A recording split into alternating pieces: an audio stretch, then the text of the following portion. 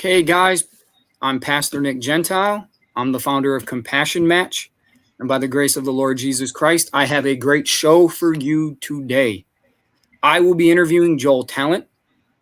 And Joel is originally from Clinton, Maryland, and he lives in Vero Beach, Florida. Excuse me. I know I have California on the brain, but Vero Beach, Florida. He is a patient at the Mayo Clinic in Jacksonville, Florida. He was diagnosed with End Stage Renal Disease, or ESRD, and his kidneys are only functioning at 5%. So he was diagnosed with this in February, so not too long ago. Now, as you see on the screen, Joel is 61, and his date of birth is 12/17/59. And for those that come forward to get tested for Joel, you're going to need his birth date. That's why I have it listed on the screen like that, not to embarrass Joel, but that's a very important piece of information that every time you call the hospital, you'll need to know his date of birth. And he does dialysis every day for 7 hours at night. So for those who do dialysis, this is serious. This is terrible. Those of us who have no experience with dialysis have no clue what anyone goes through. But imagine doing this every day for 7 hours at night. So it's a serious, serious, serious situation. Joel is married to his wife, Karen. He has 2 children from a previous marriage, 4 stepchildren, and 11 grandchildren. That's awesome. And he and his wife like to travel, but given his current condition, he can't do much as he gets very tired quite often, which anyone can understand. It's a very, very difficult physical condition that Joel is dealing with right now. He owns a rare and exotic spice business, but has not been able to work since February, as you can understand. He does all his own blending, packaging, labels, and sales. And currently he's been working from a mobile spice lab trailer at a local farm stand 3 days a week. But the setup and breakdown takes a lot, and he's not able to do that at this time because of his condition. So there are a lot of limitations. He's doing the best he can, but there's a lot of limitations that come along with having end-stage renal disease. Now, Joe was misdiagnosed years earlier from a work-related injury, which left him in a lot of pain for over 20 years. He spent 5 years and 13 surgeries on a wrong diagnosis, only to find out when he met his current wife, his issue is not with his arms, but in his neck. So could you imagine having a misdiagnosis like that for so long? Horrible. And after having neck surgery, he was finally out of pain and just starting to enjoy life when his kidney function went downhill, and at routine physical, it put him in a dire situation of life and death. So he found out in just this February that he had end-stage renal disease. That's terrible. But I believe by God's grace, someone's going to come forward and give Joel a kidney. He's going to be able to donate to Joel. And he would give anything to have a normal life after 30 years of pain and suffering. So ultimately, Joel needs a generous and compassionate person to come forward and get tested for him to see if they are eligible to be a living donor for Joel to save his life. Because this is a life and death situation, guys. Because Joel can't be on dialysis forever. It's a temporary fix, so he needs a kidney transplant. And that's why he's on the show, to tell his story. He will share his story with the hope that at least one special person, and hopefully many more, will come forward and get tested to be Joel's hero and give him the gift of life. The more people that come forward, the greater the chance that he's going to find a kidney donor, that a kidney donor is going to find him. So real quick about me, by the grace of the Lord Jesus Christ, as I said, I'm a pastor. And in 2019, I donated a kidney altruistically after 10 and a half years of pursuing kidney donation. This was just something that God laid on my heart to do, and it took me 10 and a half years. But finally, in July of 2019, it happened. And I have yet to meet that person, but Lord willing, one day I will be able to do that. And then almost a year and a half after doing that, in November of 2020, I was blessed to donate 70% of my liver to a friend of mine who had liver disease for 10 years. And so he's doing a lot better. He's going through his ups and downs, but he's doing a lot better than he was before. And I praise God for allowing me to do that. And although I'm thankful and blessed that the Lord allowed me to be a double organ donor, to show his love to people in need, I wanted to do more than just be a donor. I wanted to make a greater difference. So I created Compassion Match to help people in need of kidneys and now livers find living donors, as well as to help educate the public about chronic kidney disease and liver disease, and advocating for living kidney and liver donation.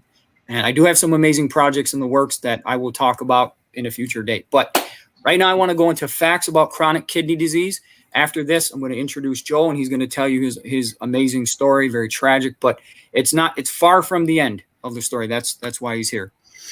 So according to the Kidney Fund, 37 million people in the United States are living with chronic kidney disease, or CKD. The term chronic kidney disease means lasting damage to the kidneys that can get worse over time.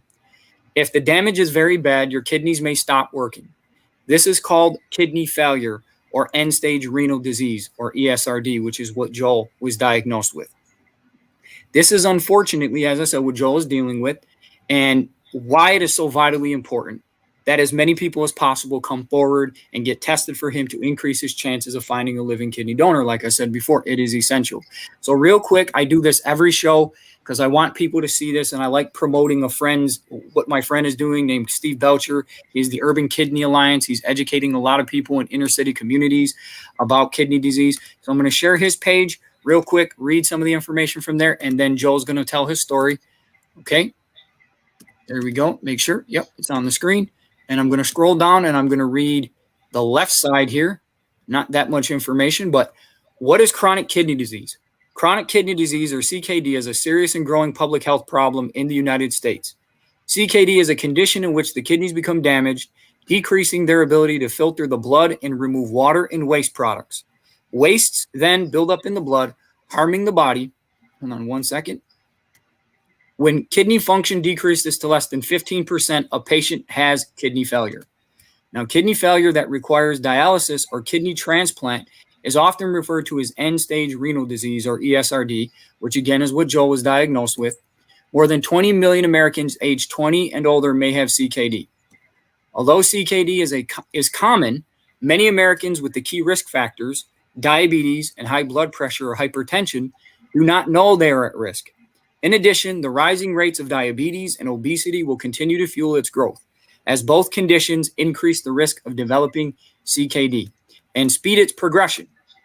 Therapies exist that can significantly slow the progression of CKD to kidney failure, particularly blood pressure control and use of medications, etc. So real quick, I also like doing this for those that are interested in reading. He has a book, How to Survive Outpatient Hemodialysis. You can buy it on his website, and I put a link to it in the description section of this video. So with all that said, I'm going to stop sharing that. Joel, thank you for coming on the show. I'm so happy that you agreed to do this. How are you feeling today? I'm doing okay. You know, it's rough. I don't get a lot of sleep at night. I think I may get about 2 to 3 hours of solid sleep, and then the rest of the night I'm pretty much up. So it's, you know, it becomes difficult throughout the day sometimes to function a lot because I am tired quite a bit. Right. The dialysis does take a lot out of me, and it's quite daunting to have to do it 7 days a week for 7 hours every night. Sure. So tell your story, Joel. That's why I wanted you to come on, to tell your story. All of you dealt with all the ups and downs, what this has been like, the worst part of the whole thing that you're dealing with, the worst part of this condition, your experience on dialysis. Just talk from the heart, as candid as possible, whatever you feel comfortable sharing with people, whatever you feel kidney donors or people who want to donate a kidney need to hear, you know, or what you think will get people to come forward and get tested for you. So share that. Well, it goes back to when I was born. When I was born with a severe kidney infection. I spent the first 9 months of my life in the hospital. I almost died at that point. All my veins in my body collapsed. I had to have several blood transfusions. They did cut downs on both my ankles to keep me alive intravenously. And at that time, when I was sent home, they told my mother to make sure I walked a lot, make sure I built the muscles back up on my ankles, and I drank plenty of water. So I grew up walking it pretty much everywhere I went, drinking a lot of water. I never drank sodas. I was always eating healthy. At 13, I became a chef because I wanted to learn more about food and how to take care of myself. Started working in the food service business as a line cook. in 1990, was working for a country club, and I had a party for 500 out in the dining room. Had a party for 750. I was making food for, prepping for, and 2 cooks and a dishwasher out sick. Well, I put both the parties together. I got everything done. At the end of the night, my arms were in agony. I was in so much pain. It felt like somebody was running a hot rod down the middle of my arm and slamming a sledgehammer down, into the funny bone area of my arm. After seeing several, specialists and doctors, they all determined that I had a problem with my arm and the nerves, ulnar nerve. So I spent the next 4.5 to 5 years in and out of the hospital, having 13 surgeries on my arms. The pain just was not going away.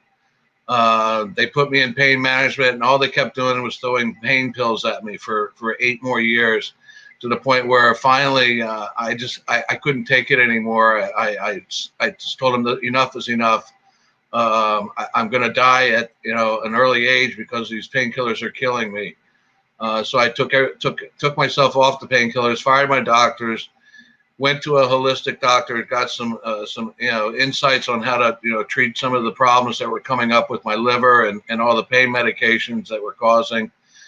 Then I had, during that time, had been married, and the pain and suffering I was going through took a big toll on my marriage. It took a toll on my kids, the 2 children I have, and my wife just couldn't handle it, and I ended up, getting a divorce and moving on with my life to try to fix, the pain I was suffering in. I eventually met my current wife, who happened to be a nurse at one time for 8 years, who said, "Your pain's not in your arms. I can see it. It's in your neck." She took me to an orthopedic neck specialist because she had previously had neck surgery herself. And lo and behold, after a couple of MRIs and exams, they figured I had a pinched nerve, a couple of pinched nerves in my neck.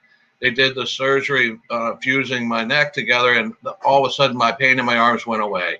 It was miraculous. I was like, oh my God, I got my life back. My wife and I started traveling. The first thing we did was we took 3 weeks and went to Europe. I said, I haven't been anywhere in 30 years, over 20 years. I said, this is great. I want to travel. I want to see the world. So we started doing some traveling, and I decided, I need to, find some form of way of getting back into the kitchen and working again. So I started a rare and exotic spice business and blending my own spices from my experience of working in the kitchen over so many years. Things were going well. My business grew almost 800% the first year out. And then I went in for a routine physical this past February. I wasn't feeling well for a couple of weeks. I was coming home from work and I was tired. I was sitting down in the chair and I'd pass out. So my wife said, I think you need to go see your doctor. So I went in, I saw the doctor. They did some blood work, and that's when they found out my kidney function was down to 5%. And that I should be in the hospital, right away. So they, rushed me to a nephrologist, scheduled me for surgery, and put a catheter in and started me on dialysis right away. Then they pointed me in the direction of the Mayo Clinic to put me on the list for a transplant.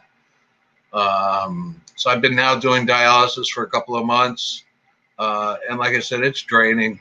I mean, it takes a lot out of me. My current wife, she's, God bless her, she's a great woman, and she wants to be able to fix me, but she can't. And it's killing her to see me suffer as much as I am. And she doesn't know how to help me and make this, go away and make it any better. And it's killing me inside because I thought I had my life back. I thought I was going to be able to, live a normal life with my grandkids, see them, watch them grow up. So this is hard. It's difficult to deal with on a daily basis. So I just I hope and pray that somebody out there is a match, and that I can get a kidney transplant and move on with my life to a better, normal, somewhat of a more normal way of life, and enjoy it a little better. I think I've earned it after all these years of suffering. Absolutely, absolutely. So, guys, I'm going to share this page. This is the donor page for Joel's hospital. Fill out the information to start the testing process. I'm going to screen share that right now. Let me do that because that's the first thing you're going to want to do. And then you want to call the hospital after that, and the number scrolling at the bottom of the screen. So let me do that. There you go. So you see it on the screen there. Living donor appointment request. You see it, you scroll down, you fill out the information right there. And then a lot of times the hospital will get in touch with you, but if you don't hear from them within a few days, I would say give them a call. The number is scrolling at the bottom of the screen, and the link to this page is in the description section of this video. So you just click on it, you fill out the information, you see this. If you have any questions, okay, about the completion of this form, contact our office. Right there, you have the email address. If you think you're healthy enough, and I would say this, unless you have an obvious underlying health condition like diabetes, or you've had hepatitis, or you're a smoker, get tested. Come forward. If you don't have any significant issues with your health, come forward, because you never know. There are people that have assumed, I'll get tested, but I don't think I'll be chosen, and they've been chosen as donors. And then other people that came forward and thought they were healthy enough, they've been disqualified. So you never know unless you get tested. And there are at least over 100,000 people that are in need of a kidney transplant in this country. I've seen different numbers, but consistently over 100,000 people. There's close to 400 million people in the United States of America. So there's enough healthy people out there to donate one kidney, and you can live a perfectly healthy life with one kidney. I'm a living, breathing example of that. And there are many other people who not only have donated one of their kidneys and are living a perfectly healthy life, but are born with one kidney and live a perfectly healthy life. So you have more than enough kidney function with two kidneys. You have more than enough kidney function with one kidney. What happens is when you donate one of your kidneys, the other kidney enlarges a little bit to compensate for the loss of the other one, but you'll be fine as long as you take care of yourself. And if you are healthy enough to donate, then you're going to have a healthy enough lifestyle after you donate to where you're not going to most likely have any problems. Now, with any surgery, there are potential risks, but they're minimal if you're healthy enough to donate. And that's what every hospital will tell you. That's been my experience. You stay hydrated, you eat healthy, you exercise, you get enough sleep, you'll be fine. And the surgery is laparoscopic. I'm going to touch on that and what that is, but it's a minimally invasive surgery to remove your kidney, and you're rehabbing for a short period of time. You'd be in the hospital for 1 to 3 days at most. You'd be back to work. It could be back to work within 2 weeks. And I can tell you right now, the younger you are, the healthier you are, the quicker you'll rebound. But older people donate kidneys, and they rebound pretty quickly as well from everything I've seen. So don't let anything besides obvious serious health issues stop you from getting tested. And you see the numbers. Yes. Age. I was told at the Mayo Clinic, age is not really a factor. Okay. As long as you're healthy. And as far as hepatitis C is concerned, they now have a treatment that cures hepatitis C. So they are taking donors with Hep C as well. Awesome. So that's not going to eliminate you either. Wonderful. My blood type, I am a type O negative blood. So, I can only accept the type O donor. Right. And then that's what I'm going to get into in just a second, Joel. I like to touch on. Yeah, that's good that you mentioned it. And I have that scrolling at the bottom of the screen, O negative. And the negative and positive doesn't matter, guys. Like the Rh factor, it's just the main blood type is what matters. And like Joel said, he can only receive a kidney from an O blood type person, a person with an O blood type, whether positive or negative. But we're going to touch on blood type compatibility in just a second. I just felt led to share that. I typically wait to share all that information. Okay. No, that's okay. I'm saying what I did. I typically wait, but I just felt led to share that all at once. But check that out. The link is in the description section of the video. And I'm thankful that you shared that part about hepatitis. That's awesome. So guys, if you've had it, that's not going to preclude you from moving forward and getting tested. So that's wonderful. But the link to the living donor appointment request page is in the description section of this video. Check it out and get the testing process started with that. And so the next thing I want to do is I'm going to stop sharing this, and I'm going to share this next bit of information. It's about the living donation or living donor process, what it entails, give you a general overview so you have an idea. Okay, so I'm going to share that page next. Let's see. Okay. Okay, beautiful. So this is from the American Kidney Fund, which is where I read that information about chronic kidney disease. And I'm going to read this section, the being a living kidney donor section, and the living donor surgery section. The benefits and risks of living kidney donation. For the sake of time, I'm going to leave that for you guys to read. But a link to this page is in the description section of this video, so you can take a look at that on your own time. But this is the information I really want you to know. Now this says nearly 100,000 people. Other sources will say over 100,000 people. So let's say 100,000 people, give or take, are on the waiting list for a kidney transplant. Many more people are waiting for a kidney than for all other organs combined. Unfortunately, the number of people waiting for kidneys is much larger than the number of available kidneys from living and deceased donors. You can save a life by being a kidney donor. Okay? So being a living kidney donor. If you have 2 healthy kidneys, you may be able to donate one of your kidneys to enhance or save someone else's life. Both you and the recipient of your kidney, the person who got your kidney, can live with just 1 healthy kidney, as I said before. If you are interested, let me scroll over that. If you are interested in living kidney donation, contact the transplant center where a transplant candidate is registered. Like I said, fill out the form. And if you don't hear from the hospital, you give them the call. You call the number scrolling at the bottom of the screen, and they will help you. They'll answer any questions you may have. And I'm trying to do my best to answer any questions you may have, or as you delve into this, any questions that may arise, you can refer back to this interview and say, okay, yeah, he gave me answers for this, that, and the other. But any questions that I don't answer here, the hospital, Joel's hospital, Rhonda Rose, right? That's the name of your transplant coordinator. She will be able to answer. And her name is scrolling at the bottom of the screen. I just want to make sure that is the correct information. You can call her and talk to her, and she'll have all answers to all of your questions. That's been my experience. Any questions that I've ever had to ask someone at a hospital where I was looking to donate a kidney, because in 10.5 years, I dealt with a lot of hospitals. But let's say Georgetown, which is where I donated, they answered every question I had. Every question was answered without issues, and they're happy to answer any questions you may have, because they understand people don't have a lot of information about the living donation process and have a lot of questions. And so it's good to ask whatever questions you may have. So you will need to have an evaluation at the transplant center to make sure that you are a good match for the person you want to donate to, and that you are healthy enough to donate. So what ends up happening is, I'll read this first, and then I'll give you the overview of what to expect. If you are a match, healthy and willing to donate, you and the recipient can schedule the transplant at a time that works for both of you.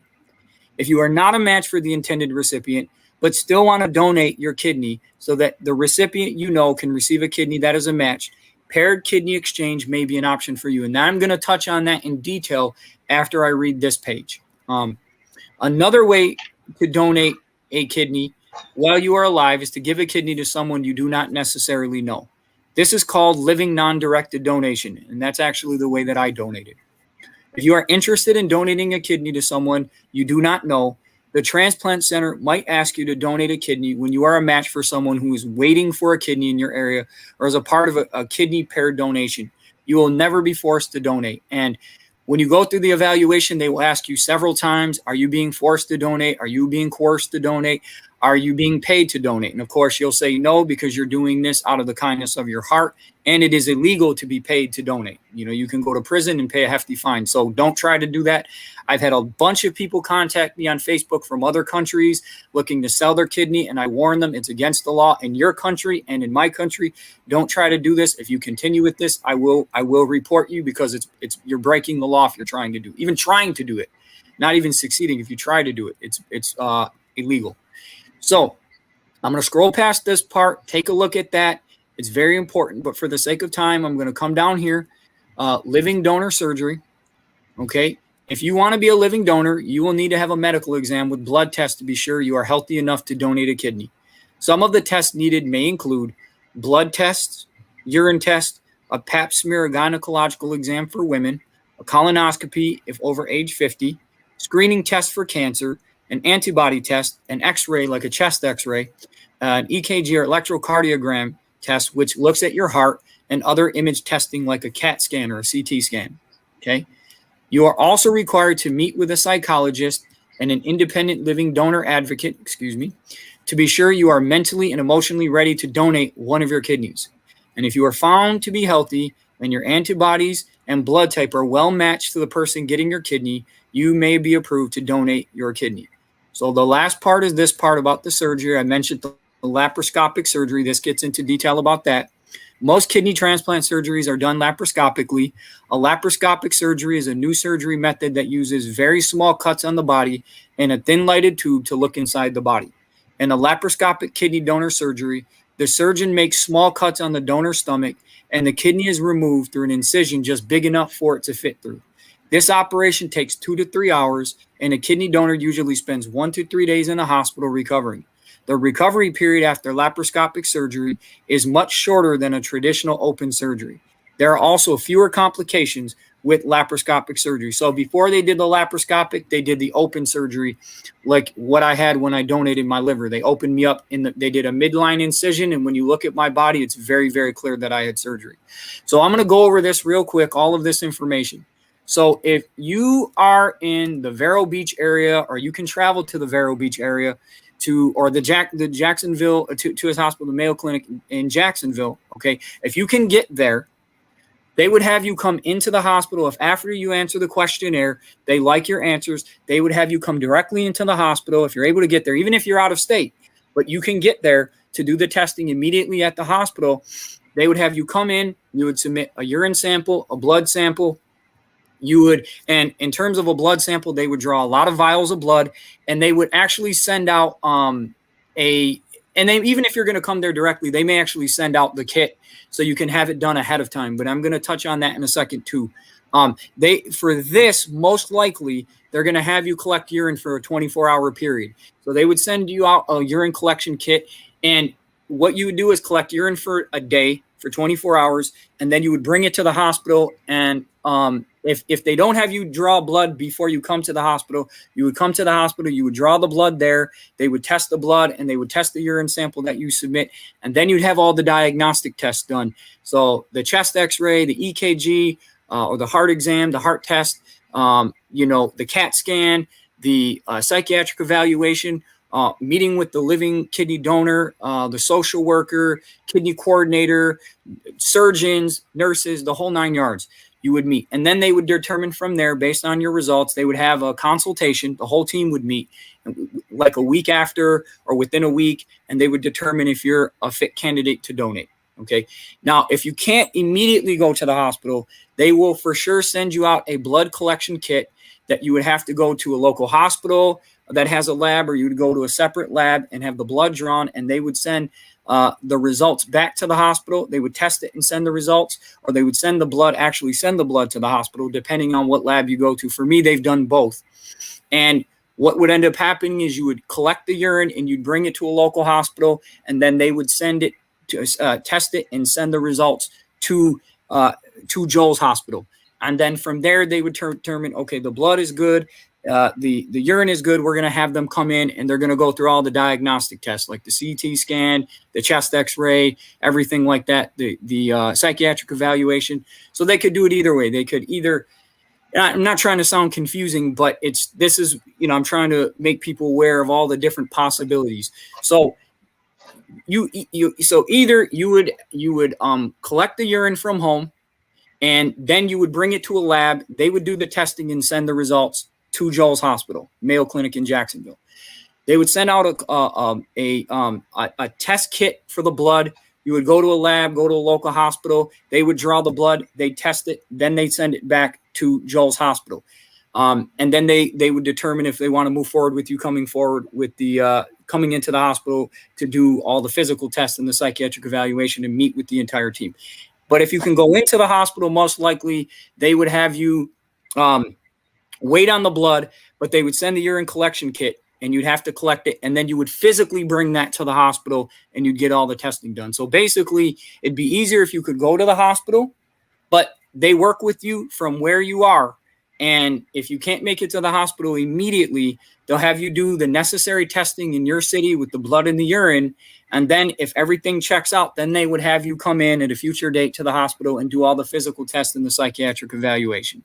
And that's how they did it with me. So, you know, they'll give you all the requisition forms that you would need at your local hospital to get any testing done or to go to a lab in your area.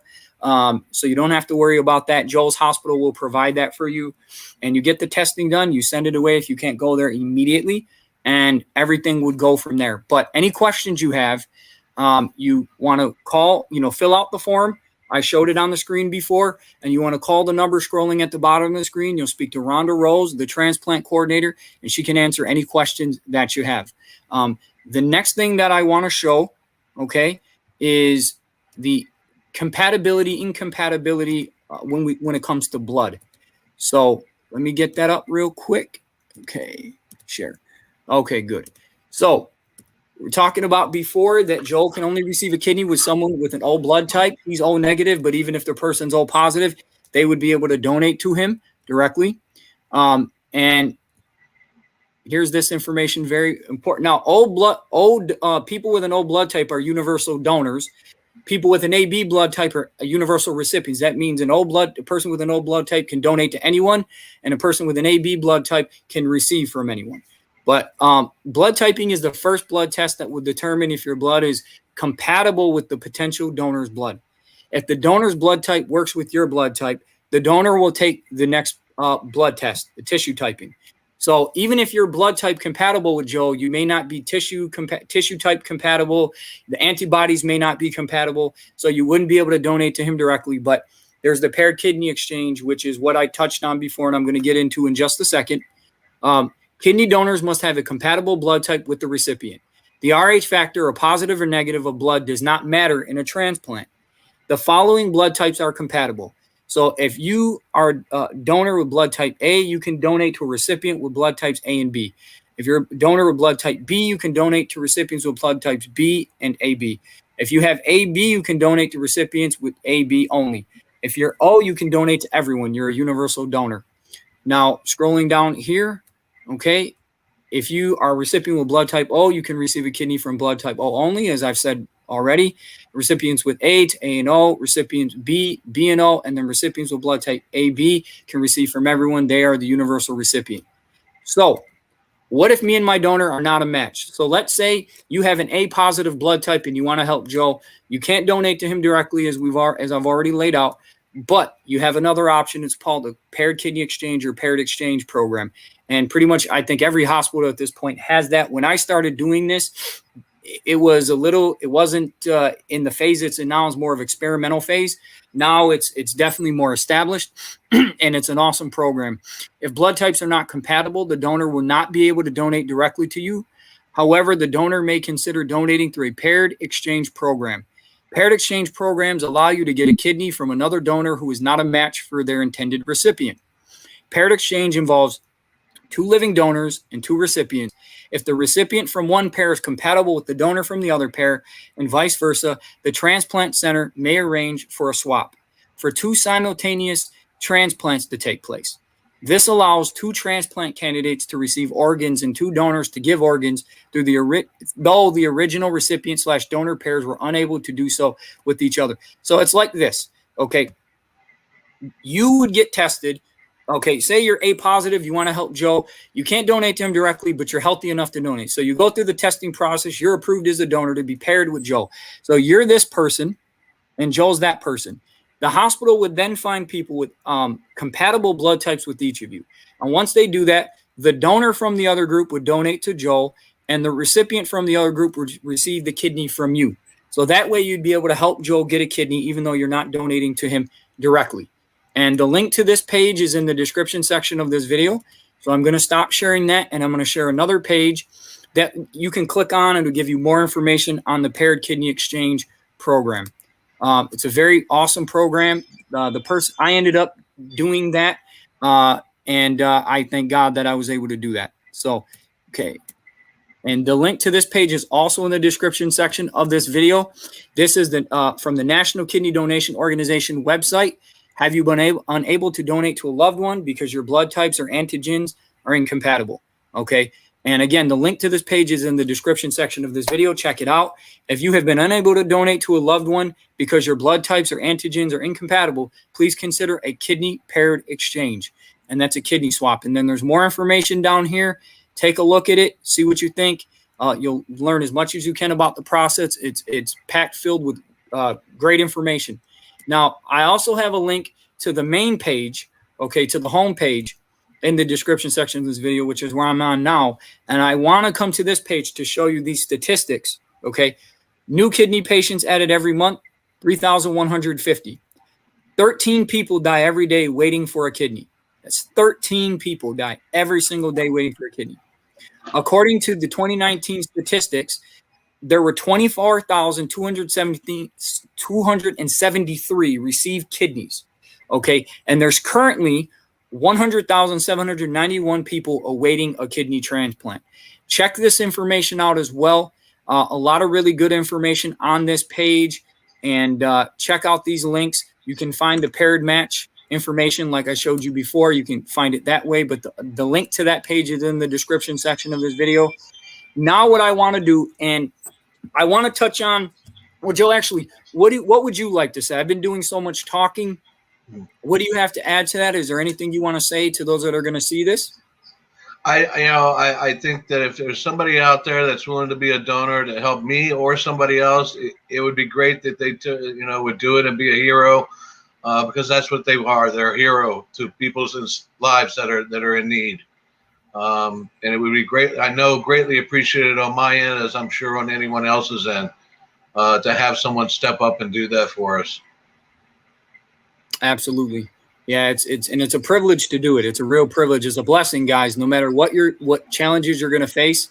And to me, they're minimal compared to the blessing of being able to help someone in that way, to give the gift of life. And I give God all the glory for it. That's why it happened. Jesus opened every door for me to do it. And I mean, it took me 10 and a half years, so it wasn't easy, but I pursued it until it happened, until God opened all the doors that needed to be opened. So thank God for that. So what I'm going to click on now, the link to this next page is in the description section. This is, did it? Let's see. Oh, okay. I'm going to have to actually, because it creates a new browser window. I'm going to stop sharing this screen, and I'm going to share this next screen. And this has to do with what's called the voucher program. Okay. There we go. There we go. So this is another option to help Joel. Now I'm going to read this information right here. Kidney donation is major surgery involving medical tests, which will require at least 1 full day at the hospital, 1 to 3 days in the hospital after surgery, and typically 2 to 4 weeks off work for recovery. So the medical test they're talking about is what I was talking about before. So the EKG, the chest x-ray, the CAT scan, even the psychiatric evaluation, all of that happens in 1 day at the hospital. Now, for me, and I'm not saying they'll do this with you guys, but I do want to forewarn you, this is a possibility. I donated through Georgetown University Hospital in Washington, D.C. They actually split up the days that I did the medical tests and the psychiatric evaluation.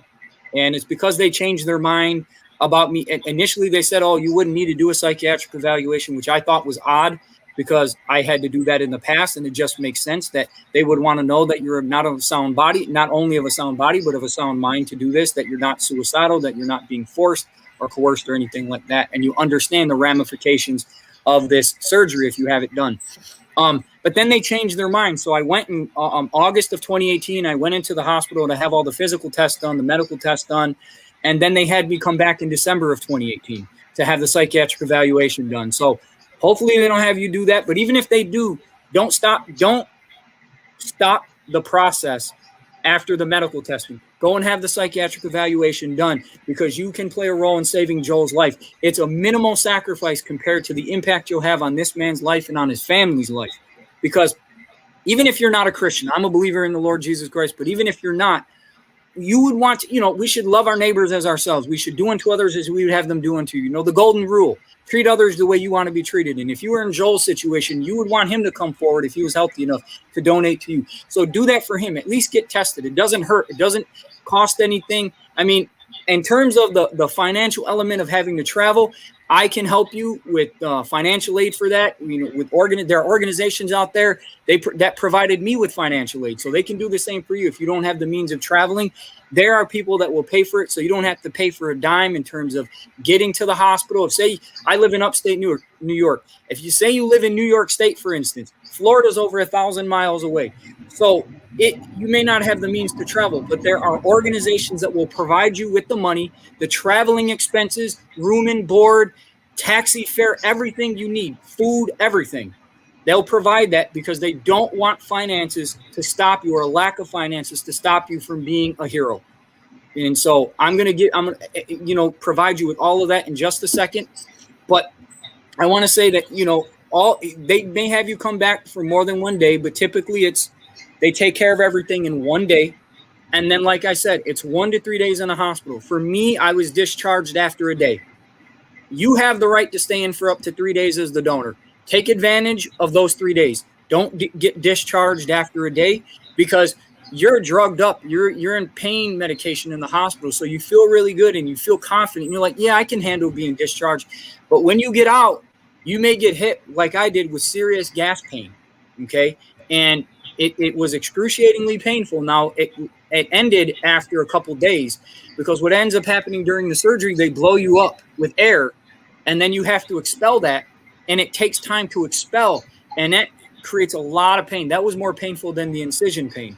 But as long as you're in the hospital and they're monitoring you for even 2 days, at least 2 days, you'll be fine. You won't experience what I experienced. So just to forewarn you, make sure you stay for at least 2, and I would say even 3 to be on the safe side, and you should be fine. You won't experience what I experienced. And because I experienced that, I can warn you, don't be discharged after a day, no matter how you feel in the hospital.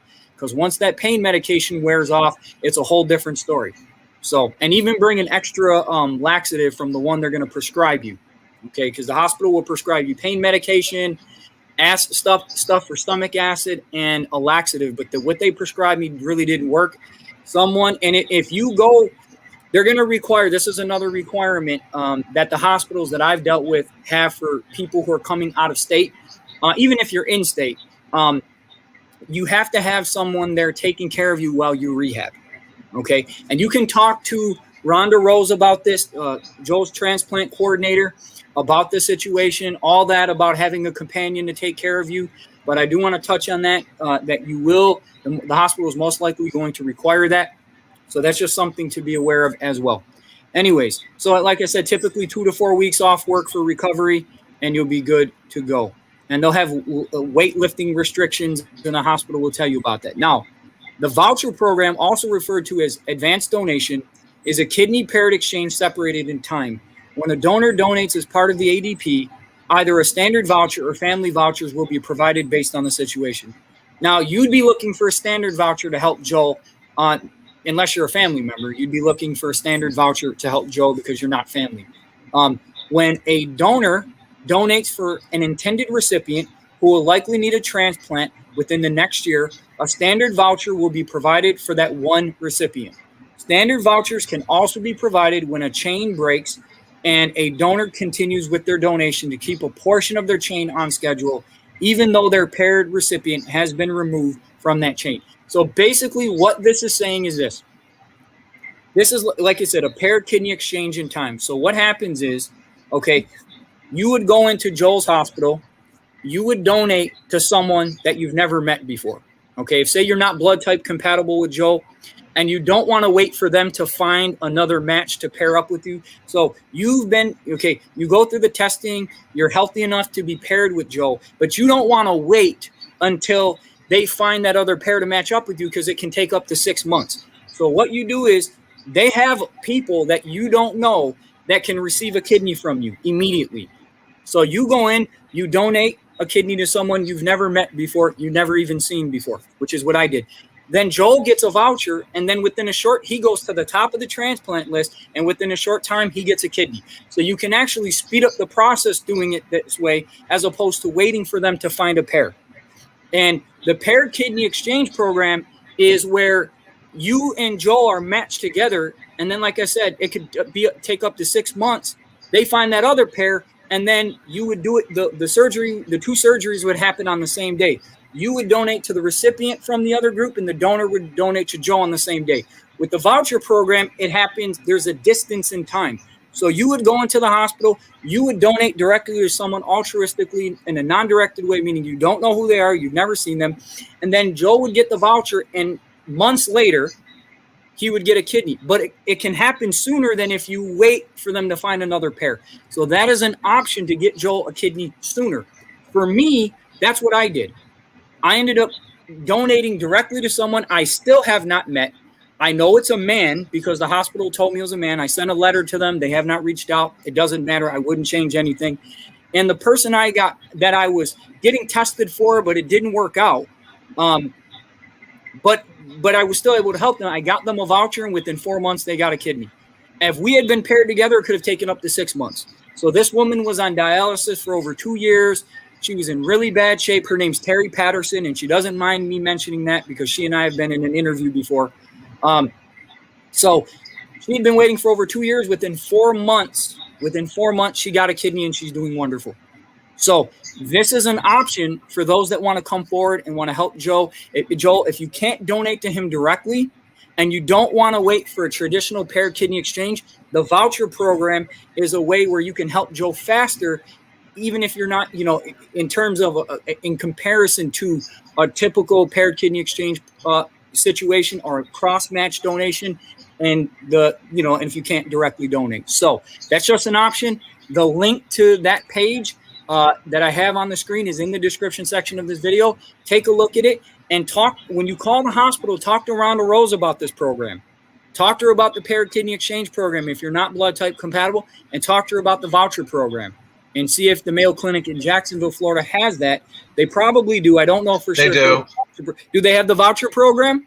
They do. Okay, great. Wonderful, wonderful. So do you want to talk about that? What you know about that, Joe? All I know is they do the paired and they do the voucher program there. Right. And so they do quite a bit of, research into getting a kidney and finding, swapping, to get people a kidney. Right. So praise God. That's awesome, guys. You have those options. Don't let a lack of blood type compatibility, like you're A positive, stop you from helping Joe. There's the paired kidney exchange. There's the voucher program, which is the paired kidney exchange at time, and you can save his life. So I wanted to lay out all these options for you. If maybe you didn't understand something I said, maybe you thought I was all over the place with it, that's why I provide the links in the description section. Go and read the information for yourself. And I'm going to stop sharing this screen. I'm going to share the first screen the second screen that I shared, I'm sorry, besides Urban Kidney Alliance. Okay, right here.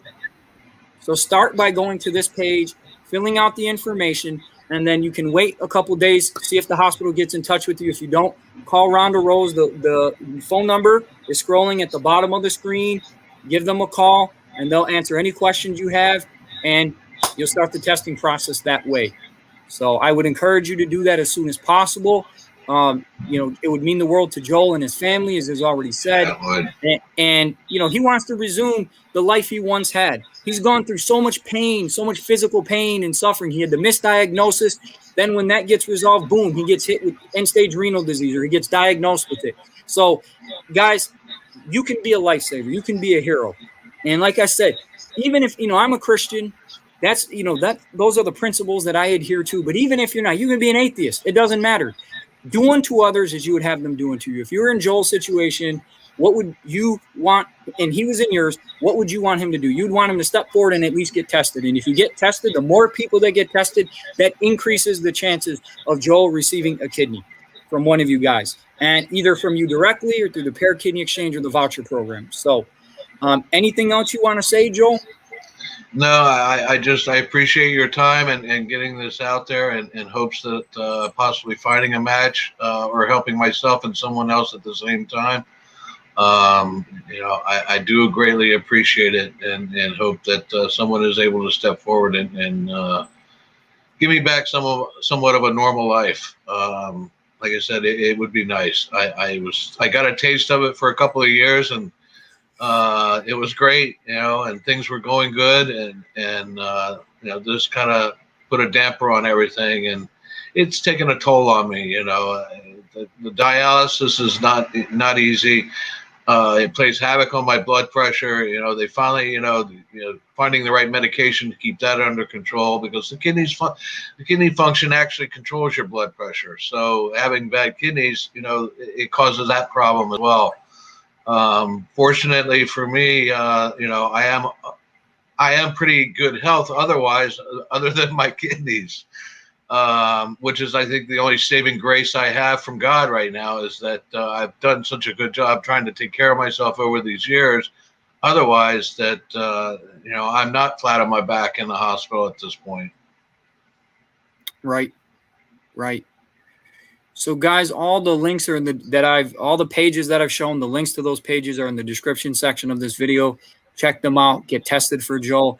You could be a hero. You never know. And it doesn't take anything to get tested. Oh, and on that, real quick, I meant to do this before. I'm going to share this page real quick to show you all the information that you're going to need to know. Okay. Right here, the voucher program page. If you scroll down, okay, scroll down the page, you'll see all of these links. We have donated. We are your safety net. We provide donation life insurance. We provide donation disability insurance.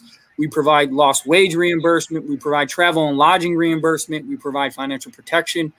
And you check out all this stuff. It will help you out. It'll allay any fears or answer any questions you have. And if you have any more questions about financial aid for traveling expenses, get in touch with me directly and I will get you that information, because financial limitations shouldn't be a reason that you don't get tested.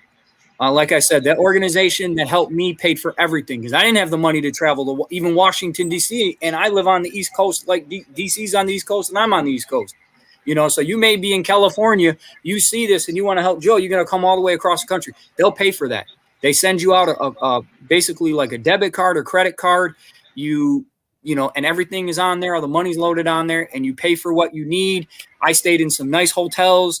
They pay for it. They put as much money as you need on there, and you don't abuse it, but they don't want financial limitations to be the reason why you don't get tested for someone or you don't save someone's life. So there you go. So God bless you guys. Any last words, Joel, before we get out of here? Oh, okay. So I'm going to end this, guys. God bless you. I'm sorry, brother. Go ahead. Thank you, and I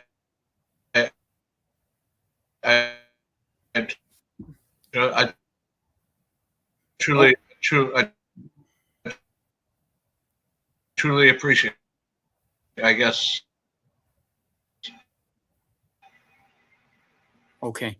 Well, thank you for watching. Yeah, I can hear you. You're breaking up there. You got the robot voice going. That's okay, though. Still there? Yeah, I'm still here. Can you hear me? Okay. Well, I'm gonna end this, guys. God bless you. Christ bless you and keep you. Have a wonderful day. And yeah, I'll see you the next time on Compassion Match, on the Compassion Match Interview Network. So God bless you. No, God bless you. Thank you again.